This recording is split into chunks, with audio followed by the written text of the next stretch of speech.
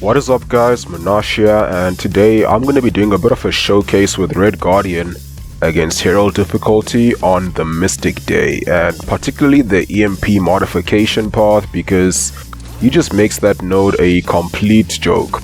Basically it's like the node doesn't even exist for him since he can't trigger any buffs.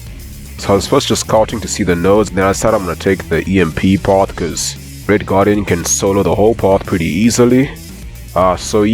First we have this Diablo, and obviously all these fights have the E.M.P modification node, and they also have that damage reduction node which applies to every champ who isn't a science champ. So yeah, I know I have a really stacked team of all rank 5 science champs along with Nick Fury for the synergy, but I'm just going to be using Red Guardian for this. I don't actually need any other champ until I get to Doom. Red Guardian isn't the best counter for Doom, and that's mainly just because his damage output is a bit on the low side for that fight.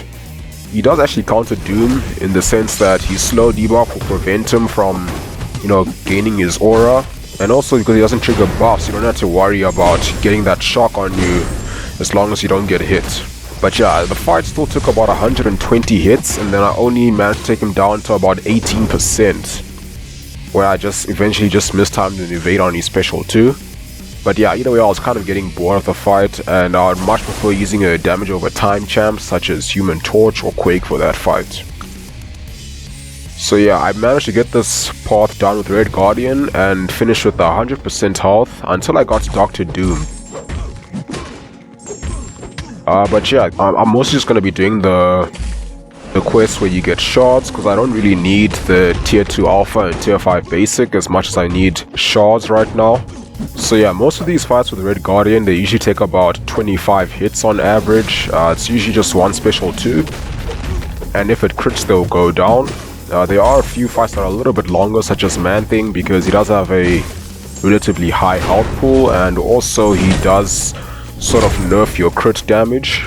But yeah, otherwise these fights are pretty quick and simple with Red Guardian.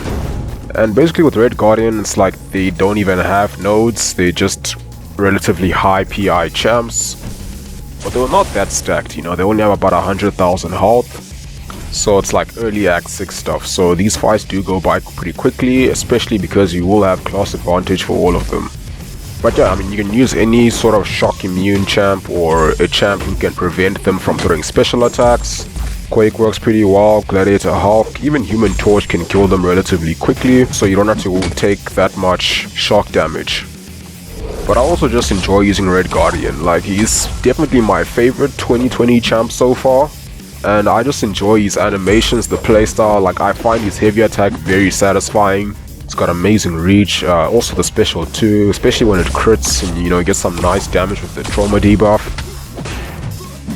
But yeah, the quests or most of the fights aren't really too difficult as long as you have a decent roster for it. I've only really heard of the bosses giving a few people problems.